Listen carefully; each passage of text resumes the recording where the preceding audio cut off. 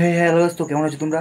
ভাই কখন নিউজিল্যান্ডের সাথে হারে, কখনো ওয়ার্ল্ড কাপে আফগানিস্তানের সামনে মুখ রাখতে পারে না নির্লজ্জভাবে হারে, বা কখনো নিউজিল্যান্ডের ডি টিমের সাথে একদম মারাত্মকভাবে হারে, মানে মারাত্মকভাবে ড্র হয় ম্যাচ আর কি। বা কখনো আয়ারল্যান্ড ডেকে মানে আয়ারল্যান্ড বাড়িতে ডেকে বুকে লাথি মারে। এমন হয়েছে পাকিস্তানের সাথে আর কি। পাকিস্তানের অবস্থাটা এখন ঠিক। ভাই সত্যি কথা বলতে গিয়ে জানি না পাকিস্তানের আর কত খারাপ দিন আইবে।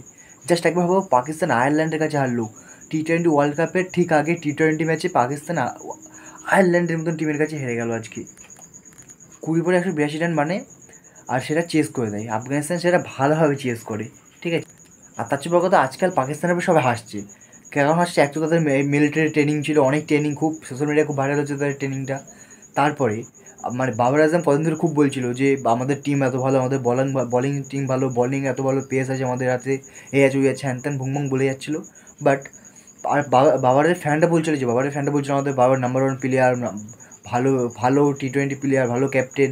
ভাই সব শেষ, শুধু বাবার আজমের একবার তো বাবার আজমের আগের দিনে 130 স্ট্রাইক রেট, 43 বলে 57 রান করেছে। জাস্ট একবার ভাবো, T20 ম্যাচে সব চলে না ভাই, সত্যি তো বলতে T20 ম্যাচে 130 স্ট্রাইক রেট চলে না, মিনিমাম 150 লাগে।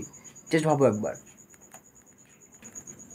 আজ যখন বাবার এত খারাপ খেলার পরে যখন পোস্ট ম্যাচে যাই, ঠিক আছে, পোস্ট ক্রেডিটে যাই, তখন কী বলে ভাই, যে আমাদের প্রথমে 6 ওভার আমাদের এই চলছিল হচ্ছে, মানে পিচ স্লো চলছিল, তারপরে আমরা মোটামুটি রান করেছিলাম, বাট আমাদের বলারটা চলিনি বা আউট, মানে আমরা চলতে পারিনি।